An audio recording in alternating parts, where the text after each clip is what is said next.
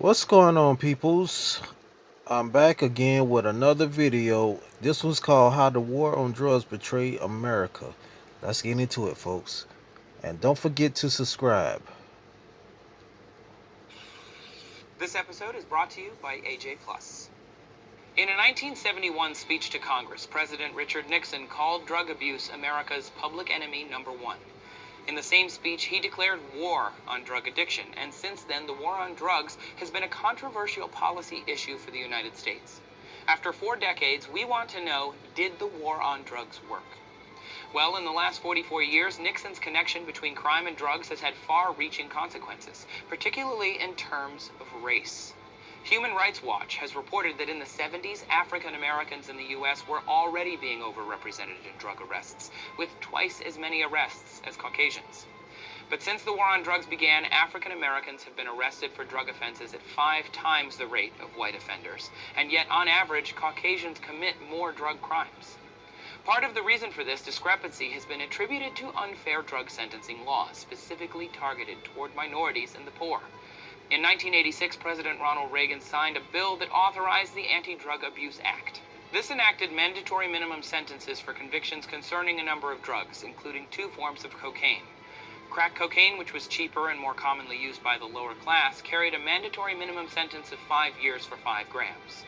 For the more expensive powdered cocaine, one would need 500 grams for the same sentence. This 100-to-1 disparity, along with other similar drug laws, skyrocketed the number of minority drug arrests. Only in 2010 did President Barack Obama authorize a bill that lessened the gap in drug sentencing. The Drug Policy Alliance reports that annually, the U.S. spends more than $51 billion on the war on drugs, and in 2013 arrested 1.5 million people on nonviolent drug charges.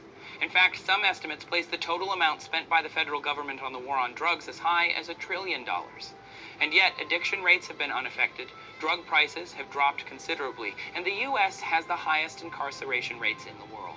In 2010, more than half of all federally incarcerated prisoners were serving drug-related sentences. Even the CIA has been implicated in the trafficking of illegal drugs. If our own government can't avoid violating drug laws, how can we be expected to? With marijuana legalization slowly spreading across the U.S. and the success of drug decriminalization in countries like Portugal and Uruguay, it is clear that the war on drugs has failed.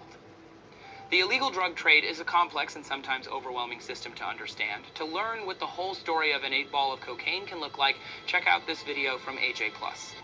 Cocaine. It's a hell of a drug. It's also hella expensive.